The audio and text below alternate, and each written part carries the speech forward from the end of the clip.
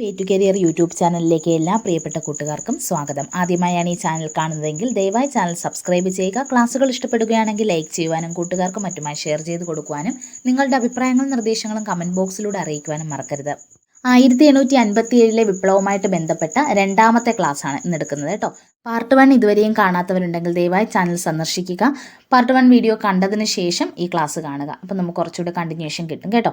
അപ്പോൾ നമ്മൾ ഒന്നാമത്തെ പാർട്ടിലൂടെ ഇന്ത്യയുടെ ഒന്നാം സ്വാതന്ത്ര്യ സമരം 1857 കലാപത്തിൻ്റെ പശ്ചാത്തലം എന്താണ് കലാപം ഉണ്ടാകാൻ കാരണമായി പെട്ടെന്നുണ്ടായ കാരണം എന്തൊക്കെയാണ്, പ്രധാനപ്പെട്ട കലാപ കേന്ദ്രങ്ങൾ, അതൊക്കെ നമ്മൾ പറഞ്ഞായിരുന്നു അല്ലേ. അത് നമ്മൾ ഝാൻസിയിലെ കാര്യവും ഡൽഹിയിലെ കാര്യമൊക്കെ പറഞ്ഞു. ഇനി നമുക്ക് ലക്നൗ, ആഗ്ര, ഔധ് പ്രദേശങ്ങളിലെ കാര്യങ്ങൾ നമുക്ക് നോക്കാം.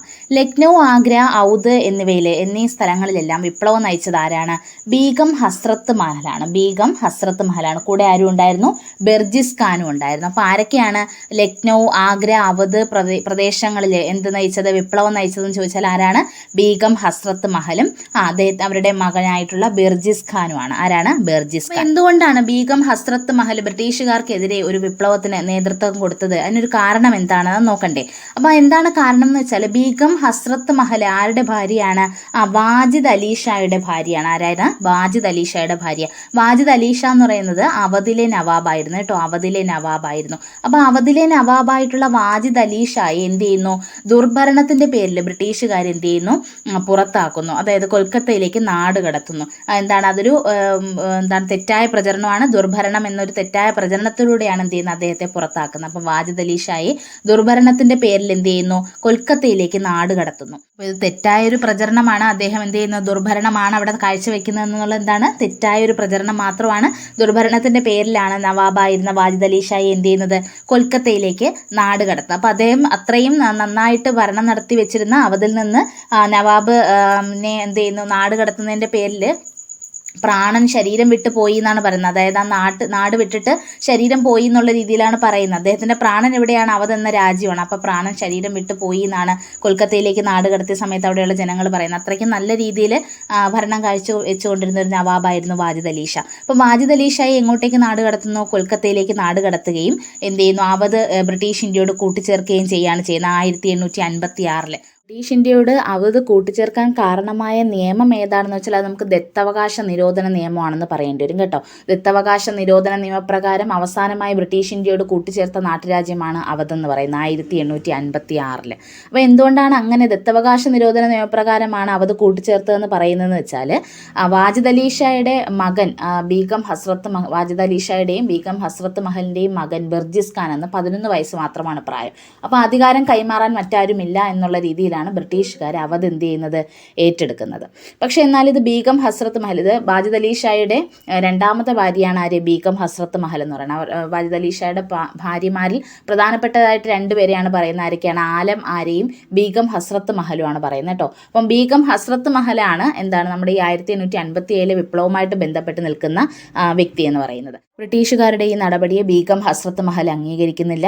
അവരുടെ 11 വയസ്സായ മകൻ ബെർജിസ് ഖാനെ എന്ത് ചെയ്യുന്നു? നവാബായിട്ട് അവരോധിക്കാൻ വേണ്ടിയിട്ട് തീരുമാനിക്കുന്നു. ബ്രിട്ടീഷുകാർക്കെതിരെ പോരാടി അവരുടെ മകനായിട്ടുള്ള ബെർജിസ് ഖാനെ നവാബായിട്ട് അവരോധിക്കാൻ തീരുമാനിക്കുകയാണ് ആര് ചെയ്യുന്നത്? ബീഗം ഹസ്രത്ത് മഹൽ ചെയ്യുന്നത്. ബീഗം ഹസ്രത്ത് മഹൽ അറിയപ്പെടുന്നത് മുഹമ്മദി ഖാനം എന്നാണ് കേട്ടോ. മുഹമ്മദി ഖാനം. അപ്പോൾ 1857 വിപ്ലവവുമായി ബന്ധപ്പെട്ടവരിൽ താഴെ പറയുന്നവർ ആരെല്ലാന്നോ അല്ലെങ്കിൽ ബന്ധപ്പെടാത്തത് ആരെന്നോ ഒക്കെ ചോദിച്ചാൽ മുഹമ്മദി ഖാനം എന്ന പേര് കേട്ടാൽ അത് ആരെന്ന് മനസ്സിലായിക്കൊള്ളണം. അത് ബീഗം ഹസ്രത്ത് മഹലാണെന്ന് മനസ്സിലായിക്കോണം. PSC ഇപ്പോൾ കുറച്ചും കൂടെ ഡീപ്പായിട്ടൊക്കെ ചോദിച്ചു വരുന്നുണ്ട്. അപ്പം വേണമെങ്കിൽ ക്വസ്റ്റ്യൻ ഒന്ന് കുറച്ച് ടൈറ്റ് ആക്കാൻ വേണ്ടിയിട്ട് ബീഗം ഹസ്രത്ത് മഹലിൻ്റെ പേരെന്തെന്ന് കൊടുക്കാൻ വേണമെങ്കിൽ മുഹമ്മദി ഖാനം എന്ന് കൊടുക്കും. 1857 കലാപത്തിൽ ഏറ്റവും കൂടുതൽ ആളുകൾ കൊല്ലപ്പെട്ട നാട്ടുരാജ്യമാണ് കേട്ടോ അവധ്. കലാപത്തിൽ ഏറ്റവും കൂടുതൽ ആളുകൾ കൊല്ലപ്പെട്ട നാട്ടുരാജ്യം ഏതാണ്?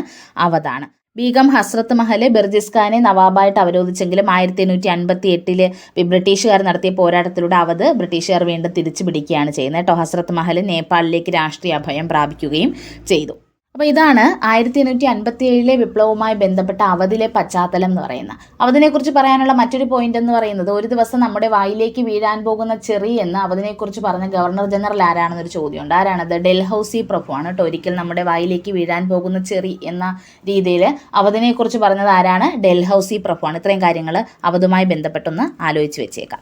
മറ്റൊരു പ്രധാനപ്പെട്ട വിപ്ലവ കേന്ദ്രമാണ് ഏതെന്ന് പറയുന്നത്? കാൺപൂർ എന്ന് പറയുന്നത്. കാൺപൂരിൽ വിപ്ലവം നയിച്ചത് നാനാ സാഹിബാണ്. ആരാണ്? നാനാ സാഹിബ്. കാൺപൂരിൽ വിപ്ലവത്തിന് നേതൃത്വം നൽകിയത് ആരാണ്? നാനാ സാഹിബാണ്. നാനാ സാഹിബിനോടൊപ്പം ആരുമുണ്ടായിരുന്നു? താന്തിയ തോപ്പി ഉണ്ടായിരുന്നു കേട്ടോ. കാൺപൂരിലെ നാനാ സാഹിബും താന്തിയ തോപ്പിയും കൂടി ചേർന്നാണ് എന്ത് ചെയ്യുന്നത്?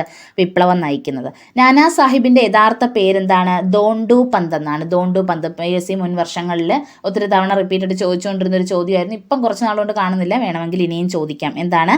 നാനാ സാഹിബിൻ്റെ യഥാർത്ഥ പേരാണ് എന്ത്? ദോണ്ടു പന്ത്. ദോണ്ടു പന്ത്.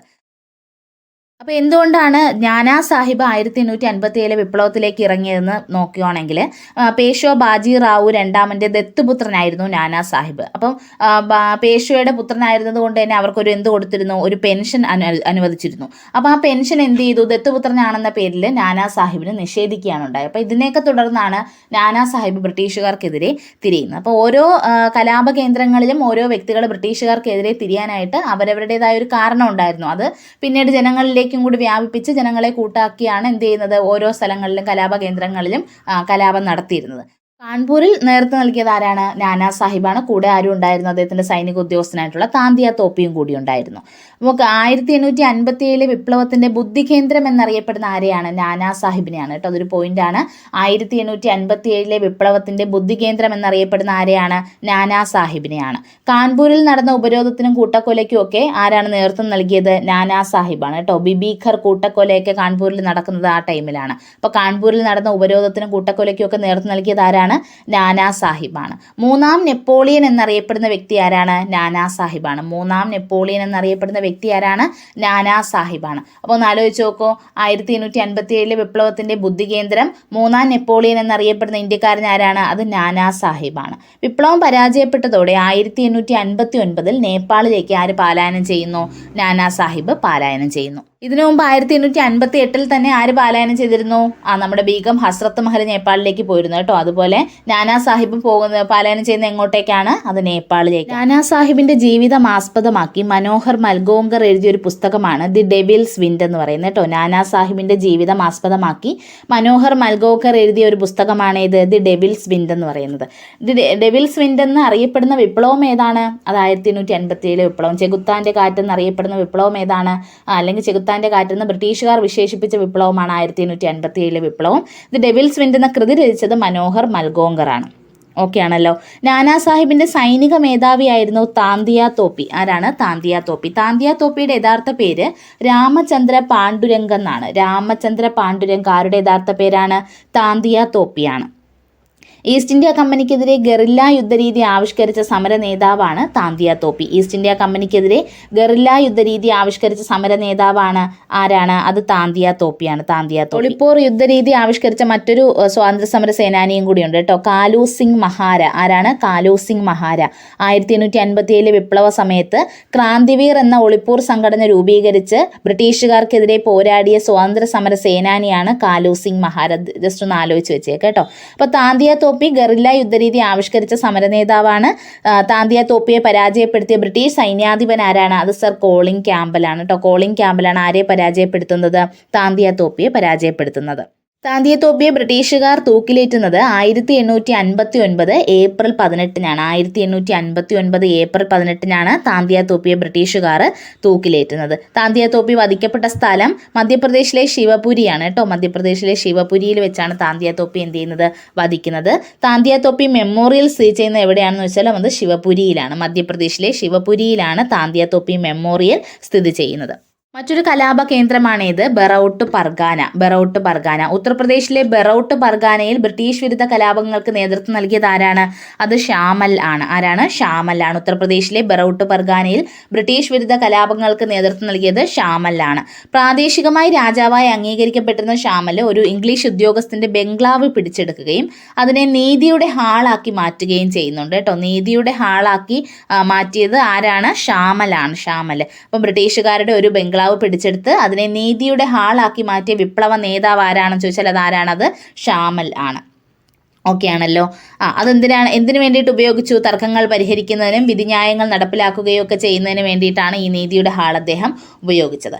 1857 ജൂലൈയിൽ ഷാമൽ ഒരു ഏറ്റുമുട്ടലിൽ എന്ത് ചെയ്യുന്നു? കൊല്ലപ്പെടുകയാണ് ചെയ്യുന്നത്. 1857 കലാപ സമയത്ത് ഒരു ഏറ്റുമുട്ടലിലൂടെ ആര് കൊല്ലപ്പെടുന്നുണ്ട്? ഷാമലാണ് കൊല്ലപ്പെടുന്നത്. അപ്പോൾ ഇത്രയും ആലോചിച്ച് വെച്ചേക്കുക. ബറോട്ട് പർഗാനയിൽ കലാപത്തിന് നേതൃത്വം നൽകിയത് ആരാണ്? അത് ഷാമലാണ്. 1857 കലാപ സമയത്ത് ബ്രിട്ടീഷുകാരെ എതിർത്ത ജാട്ട് നേതാവ് ആരാണെന്ന് വെച്ചാലും അതാരാണ്? അത് ഷാമലാണ് കേട്ടോ. ജാട്ട് നേതാവ് ആരാണെന്ന് വെച്ചാൽ അതാരാണ്? അത് ഷാമലാണ്. മറ്റൊരു കലാപ കേന്ദ്രമായിരുന്നു ഫൈസാബാദ്. ഫൈസാബാദിൽ ബ്രിട്ടീഷ് വിരുദ്ധ കലാപങ്ങൾക്ക് നേതൃത്വം നൽകിയത് ആരാണ്? മൗലവി അഹമ്മദുള്ള ഷായാണ് കേട്ടോ. ഫൈസാബാദിൽ ബ്രിട്ടീഷ് വിരുദ്ധ കലാപങ്ങൾക്ക് നേതൃത്വം നൽകിയത് ആരാണ്? മൗലവി അഹമ്മദുള്ള ഷാ. അദ്ദേഹത്തെ അറിയപ്പെടുന്നത് ഡെങ്കാ ഷാ എന്നാണ്. എന്താണ്? ഡെങ്കാ ഷാ എന്നാണ്. അപ്പോൾ 1856 ഇദ്ദേഹം ഗ്രാമങ്ങൾ തോറും സഞ്ചരിച്ച് ബ്രിട്ടീഷുകാർക്കെതിരെയുള്ള ജിഹാദ് നടത്താൻ പ്രേരിപ്പിക്കുന്നു. എന്ത് ചെയ്യുന്നു? ഗ്രാമങ്ങൾ തോറും സംഘടിപ്പിച്ച് അവിടെയുള്ള ജനങ്ങളോട് എന്ത് ചെയ്യുന്നു? ഒരു വിശുദ്ധ യുദ്ധം ബ്രിട്ടീഷുകാർക്കെതിരെ പ്രേരിപ്പിക്കുന്നു. അദ്ദേഹത്തെ അറിയപ്പെടുന്നത് എന്തെന്നാണ്? ഡെങ്കാ ഷാ എന്നാണ് അറിയപ്പെടുന്നത് കേട്ടോ. ചിൻഹട്ട് യുദ്ധത്തിൽ പോരാടിയ നേതാവ് ആരാണെന്ന് വെച്ചാൽ അത് ആരാണ്? അത് മൗലവി അഹമ്മദുള്ള ഷായാണ് കേട്ടോ. ചിൻഹട്ട് യുദ്ധത്തിൽ പോരാടിയത് ആരാണ്? മൗലവി അഹമ്മദുള്ള ഷായാണ്. 1857 കലാപകാലത്ത് അവധ് മേഖലയിൽ കലാപത്തിന്റെ വിളക്കുമാടം എന്നറിയപ്പെട്ടത് ആരെയാണ്? മൗലവി അഹമ്മദുള്ളയാണ് കേട്ടോ. 1857 കലാപകാലത്ത് അവധ് മേഖലയിൽ കലാപത്തിന്റെ വിളക്കുമാടം എന്നറിയപ്പെട്ടത് ആരെയാണ്? മൗലവി അഹമ്മദുള്ളയാണ്. 1857 ജൂണിലാണ് എന്ത് നടക്കുന്നത്? ചിൻഹട്ട് യുദ്ധം നടക്കുന്നത്. 1857 ജൂണിലാണ് ചിൻഹട്ട് യുദ്ധം നടക്കുന്നത്. ഒന്ന് ആലോചിച്ച് വെച്ച്. 1857 വിപ്ലവം പൂർണ്ണമായിട്ടും അടിച്ചമർത്തപ്പെടുന്നത് 1858ലാണ്. 1858 തന്നെ വിപ്ലവം എന്ത് ചെയ്യുന്നുണ്ട്? പൂർണ്ണമായിട്ടും അടിച്ചമർത്തപ്പെടുന്നുണ്ട്. 1857 ഒന്നാം സ്വാതന്ത്ര്യ സമരം അടിച്ചമർത്തപ്പെട്ട ഡേറ്റ് അല്ലെങ്കിൽ അടിച്ചമർത്തപ്പെട്ടത് എന്നാണെന്ന് ചോദിച്ചാൽ 1858 ജൂലൈയിലാണെന്ന് നമുക്ക് പറയാം കേട്ടോ. 1858 ജൂലൈയിലാണ് ഒന്നാം സ്വാതന്ത്ര്യ സമരം അടിച്ചമർത്തപ്പെട്ടത്. പൊട്ടിപ്പുറപ്പെട്ടത് എന്നാണ്? മെയ് 10-നാണ്. അടിച്ചമർത്തപ്പെട്ടത് 1858 ജൂലൈയിലാണ്. 1857 ഒന്നാം സ്വാതന്ത്ര്യ സമരം വ്യാപിക്കാത്ത പ്രദേശങ്ങളായിരുന്നു പഞ്ചാബ്, ബോംബെ, മദ്രാസ് തുടങ്ങിയ സ്ഥലങ്ങൾ കേട്ടോ. ജോൺ ലോറൻസ് എന്താണ് 1857 ബാധിക്കാത്ത പ്രദേശങ്ങൾ ചോദിച്ചാൽ പഞ്ചാബ്, ബോംബെ, മദ്രാസ് തുടങ്ങിയ മേധാവികൾ ആരൊക്കെയാണെന്ന് നമുക്ക് ഓരോ സ്ഥലങ്ങളിലും ആരൊക്കെയാണ് കലാപം അടിച്ചമർത്തിയതെന്നും കൂടി ഒന്ന് നോക്കാം. അപ്പം ലക്നൌവിലും ബറേലിയിലും കലാപത്തിന് നേതൃത്വം നൽകിയത് ബ്രിട്ടീഷുകാരുടെ ഭാഗത്ത് നിന്ന് നേതൃത്വം നൽകിയത് ആരാണ്? കോളിംഗ് ക്യാമ്പലാണ്. ലക്നൌവിലും ബറേലിയിലും നേതൃത്വം നൽകിയത് ആരാണ്? കോളിംഗ് ക്യാമ്പലാണ്. കാൺപൂരിൽ ആരൊക്കെയാണ്? കോളിംഗ് ക്യാമ്പലും ഹെൻറി ഹാവ്ലോക്കും ചേർന്നാണ് കാൺപൂരിൽ നേതൃത്വം നൽകുന്നത്. അപ്പോൾ കാൺപൂരിൽ നമ്മൾ പറഞ്ഞു താന്തിയ തോപ്പിയെ വധിക്കുന്നത് കോളിംഗ് ക്യാമ്പലാണെന്നൊക്കെ പറഞ്ഞല്ലേ. അപ്പോൾ കാൺപൂരിൽ നേതൃത്വം നൽകുന്ന ബ്രിട്ടീഷുകാർ ആരൊക്കെയാണ്? കോളിംഗ് ക്യാമ്പലും ഹെൻറി ഹാവ്ലോക്കുമാണ്. ലക്നൗ, ബറേലി എന്നീ സ്ഥലങ്ങളിൽ കോളിംഗ് ക്യാമ്പലാണ്. കാൺപൂരിൽ കോളിംഗ് ക്യാമ്പലും ഹെൻറി ഹാവ്ലോക്കുമാണ്. ഡൽഹിയിലാണെങ്കിലോ ഡൽഹിയിലെ കശാപ്പുകാരൻ എന്നൊക്കെ അറിയപ്പെടുന്ന ആരാണ്? ജോൺ നിക്കോൾസൺ ആണ്. അപ്പം ജോൺ നിക്കോൾസണും വില്യം ഹോട്ട്സണും ചേർന്നാണ് ഡൽഹിയിൽ നേതൃത്വം നൽകുന്നത്. ജോൺ നിക്കോൾസൺ, വില്യം ഹോട്ട്സൺ എന്നിവർ ചേർന്ന് ഡൽഹിയിൽ നേതൃത്വം നൽകുന്നു. ഝാൻസി, ഗ്വാളിയർ എന്നീ സ്ഥലങ്ങളിൽ നേതൃത്വം നൽകുന്നത് ഹ്യൂഗ് റോസ് ആണ്. ഝാൻസി, ഗ്വാളിയർ എന്നീ സ്ഥലങ്ങളിൽ നേതൃത്വം നൽകുന്നത് ആരാണ്? ഹ്യൂഗ് റോസ് ആണ്. നമ്മൾ കഴിഞ്ഞ ക്ലാസ്സിൽ വിശദമായിട്ട് പഠിച്ചതാണ്. ആരയിൽ നേതൃത്വം നൽകുന്നത്? ബീഹാറിലെ ആരയിൽ നേതൃത്വം നൽകുന്നത് ആരാണ്? വില്യം ടൈലറും വിൻസെന്റ് അയറുമാണ്. ആരൊക്കെയാണ്? വില്യം ടൈലറും വിൻസെന്റ് അയറുമാണ് ആരയിൽ നേതൃത്വം നൽകുന്നത്. ഇത്രയും കാര്യങ്ങളൊന്ന് ആലോചിച്ച് വെച്ചേക്കണം കേട്ടോ. ഞാൻ റിപ്പീറ്റ് അടിക്കുന്നില്ല, നിങ്ങൾ ക്ലാസ് ഒന്നും കൂടി കേൾക്കുക. ഇനി നമുക്ക് കലാപം പരാജയപ്പെടാനുള്ള കാരണങ്ങൾ നോക്കാം. 1857 കലാപം എന്തുകൊണ്ടാണ് പരാജയപ്പെട്ടത്? ഇന്ത്യ പരാജയപ്പെട്ടത് എന്തുകൊണ്ടാണ് എന്നുള്ള കാരണങ്ങളൊന്ന് നോക്കാം.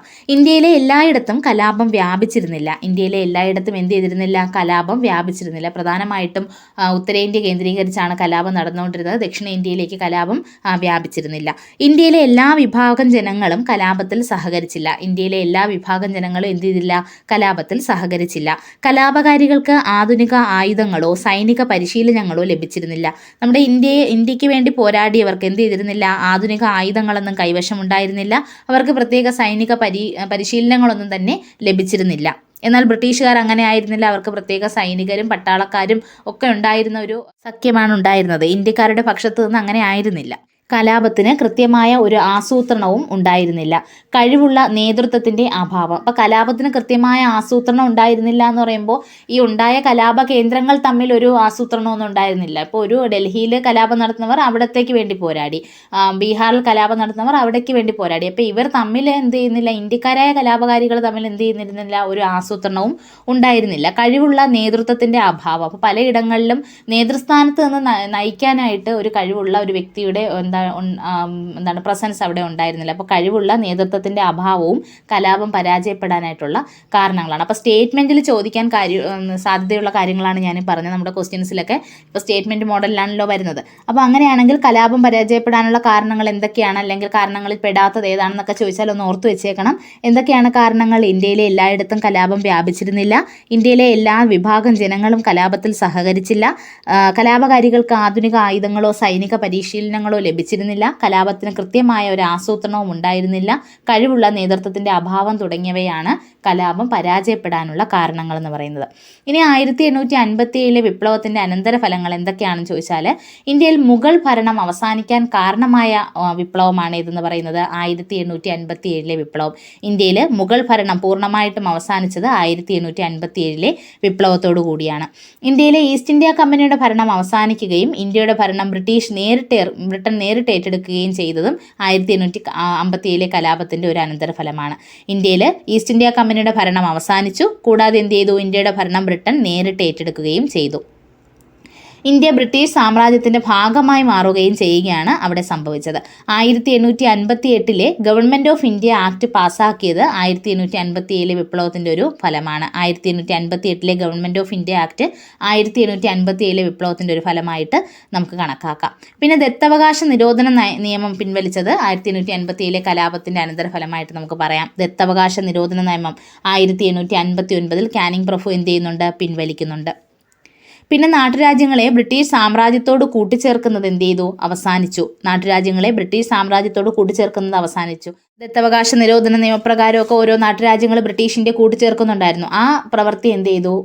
1857 വിപ്ലവത്തോടു കൂടി, അല്ലെങ്കിൽ ഒന്നാം സ്വാതന്ത്ര്യ സമരത്തോടു കൂടി എന്ത് ചെയ്തു? അവസാനിച്ചു. ഇന്ത്യയിലെ ജനങ്ങളുടെ സാമൂഹികവും മതപരവുമായ കാര്യങ്ങളിൽ ഇടപെടുന്നത് അവസാനിപ്പിക്കുമെന്ന് പ്രഖ്യാപിക്കപ്പെട്ടു. ഇപ്പം ബ്രിട്ടീഷുകാരെ ഇന്ത്യയിലെ ജനങ്ങളുടെ സാമൂഹികവും മതപരവുമായ കാര്യങ്ങളിൽ ഇടപെടുന്നത് അവസാനിപ്പിക്കുമെന്ന് എന്ത് ചെയ്തു? പ്രഖ്യാപിച്ചു.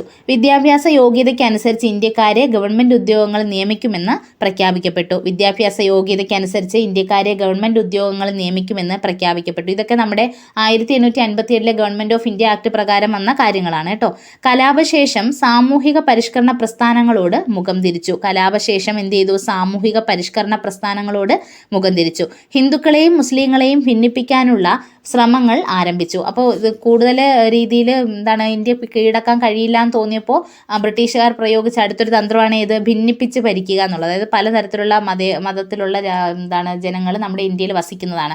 അതിൽ പ്രധാനമായിട്ടും ഹിന്ദുക്കളെയും മുസ്ലിങ്ങളെയും എന്ത് ചെയ്യുക? ഭിന്നിപ്പിക്കുക. അതിലൂടെ ഇന്ത്യയെ കൂടുതൽ കൈക്കലാക്കുക എന്നതാണ് ബ്രിട്ടീഷുകാരുടെ തന്ത്രം എന്ന് പറയുന്നത്. അപ്പോൾ ഭിന്നിപ്പിച്ച് ഭരിക്കുക എന്നൊരു നയം ബ്രിട്ടീഷുകാർ ആവിഷ്കരിക്കാൻ തുടങ്ങിയത് ഈ 1857 വിപ്ലവത്തിന് ശേഷമാണ്.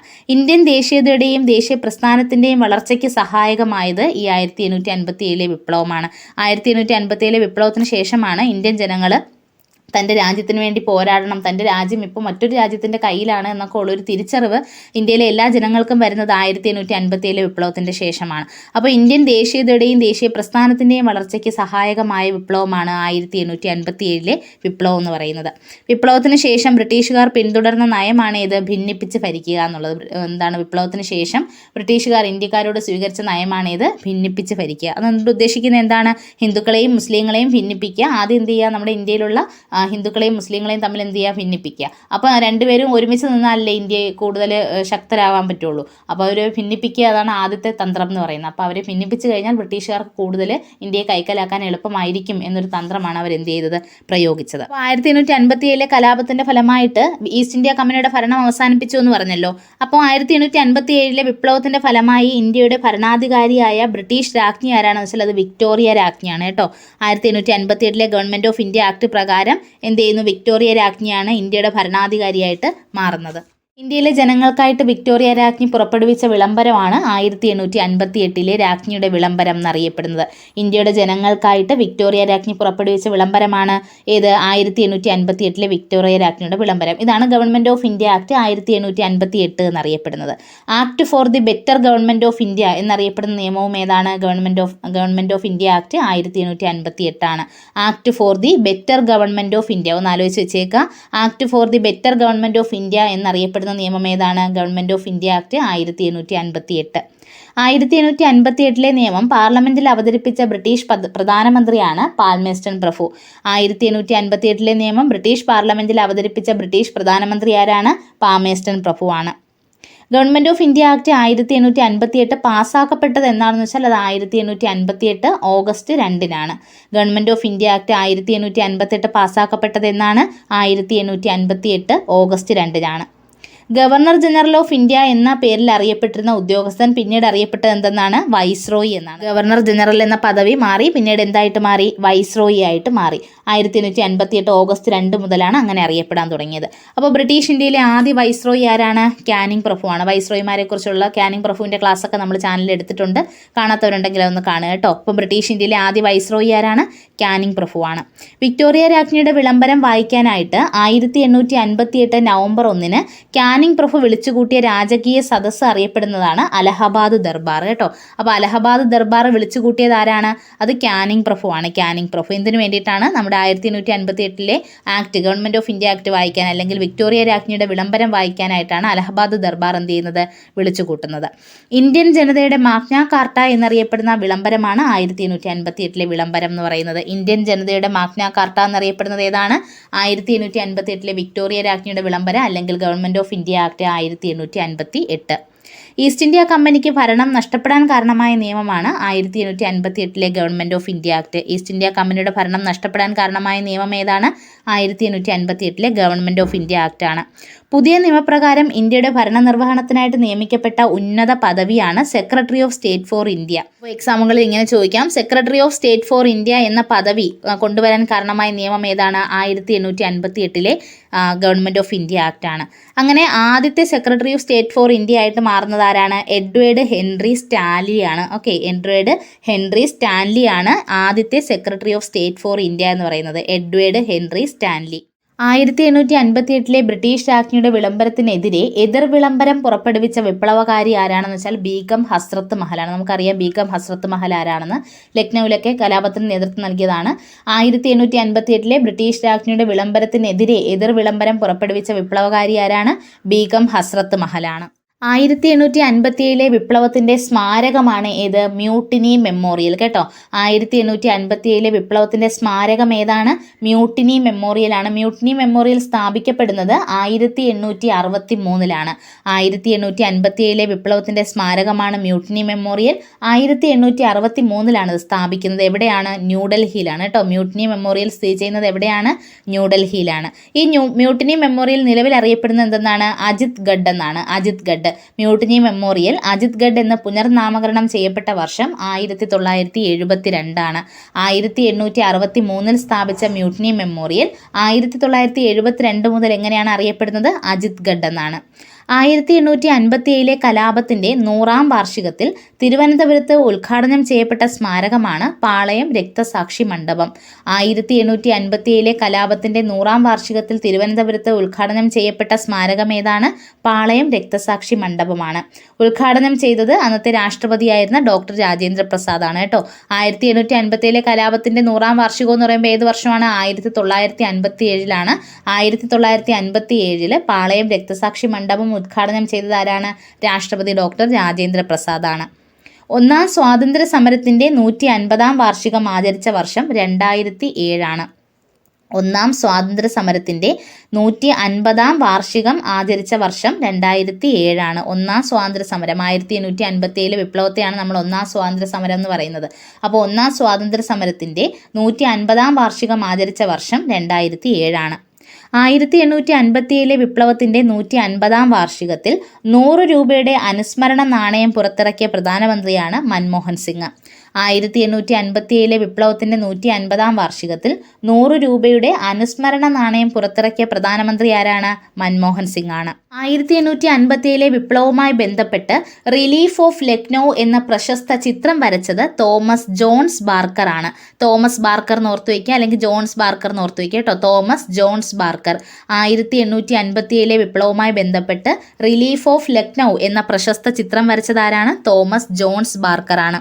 കലാപത്തിന് ശേഷം 1859 ജോസഫ് നോയൽ പാറ്റൺ വരച്ച ചിത്രമാണ് ഇൻ മെമ്മോറിയം. കലാപത്തിന് ശേഷം 1859 ജോസഫ് നോയൽ പാറ്റൺ വരച്ച ചിത്രമാണ് ഇൻ മെമ്മോറിയം. അപ്പോൾ ഇൻ മെമ്മോറിയം എന്ന ചിത്രം വരച്ചത് ജോസഫ് നോയൽ പാറ്റൺ ആണ്.